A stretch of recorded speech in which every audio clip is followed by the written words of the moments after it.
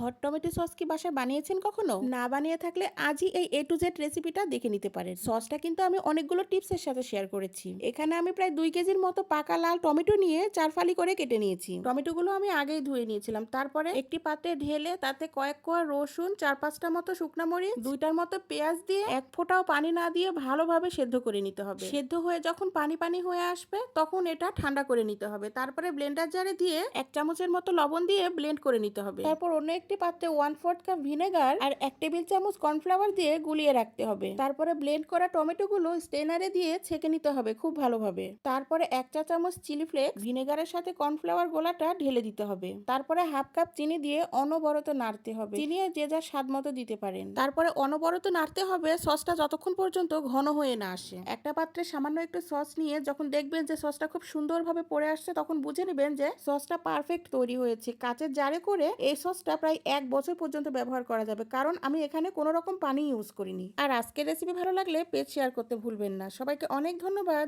পরিবারের সবাই মিলে আজ আমরা এক বিয়ে বাড়িতে যাচ্ছিলাম, কিন্তু রাস্তার ধার দিয়ে একটা ভয়ঙ্কর জঙ্গল ছিল। গাড়িতে যেতে যেতেই দেখলাম রাস্তার পাশ দিয়ে একটা সিংহ দাঁড়িয়ে আছে। ঠাম্মা সবাইকে বলল যে চুপচাপ থাকো আর কোনো রকম শব্দ করবে না। কিছুক্ষণ পরে সিংহটা চলে গেল। বাবা বলল যে এখন যাওয়া যায়। গাড়ি স্টার্ট দিয়ে কিছুক্ষণ যেতে না যেতে হঠাৎ করে গাড়ি বন্ধ হয়ে গেল। আমরা তো সবাই ভয় পেয়ে গেলাম যে এখন আবার কি হলো। বাবা তখনই বাইরে একটা মানুষকে দেখলো, তাকে বললো যে গাড়িটা একটু পিছন থেকে ধাক্কা দিবে, গাড়ি স্টার্ট হচ্ছে না। প্রথমে লোকটা রাজি হচ্ছিল না, কিন্তু ঠাম্মা বলাতে রাজি হয়ে গেল। তারপরে বাবা ভাইকে বুঝিয়ে দিল যে আমরা সবাই গাড়ি যখন ধাক্কা দিব তখন তুমি এই চাবি দিয়ে ঘুরিয়ে দিবে, তাহলে গাড়ি স্টার্ট হয়ে যাবে। আর স্টার্ট হয়ে যাওয়ার সাথে সাথে আমরা বিয়ে বাড়িতে চলে গেলাম। বিয়ে বাড়ি গিয়ে ঠাম্মা ভাইকে বললো যে আজকে কোনো উল্টাপাল্টা কাজ করিস না। ভাই বললো আচ্ছা ঠিক আছে ঠিক আছে, কিন্তু সবসময় কিন্তু আমারও ভুল হয় না। তারপরে বন্ধুদের সাথে ভাই খাবার খেতে চলে গেল। সেখানে যে একটা মানুষকে দেখলো যে চাবি দিয়ে সে তার কান চুল করছে। ভাই লোকটার কাছে গিয়ে বলল আঙ্কেল স্টার্ট না হলে ধাক্কা দিয়ে দিই। তারপরে ভাইকে দেখছি ভাইটা সেই লোকটার আগে আগে আর সেই লোকটা স্যান্ডেল হাতে ভাইয়ের পিছে পিছে। চিজ কেক বানাতে বিস্কুট দিয়ে চকলেট বলের যে রেসিপিটা আমি কয়েক মাস আগে ইউটিউবে দিয়েছিলাম, সেখানে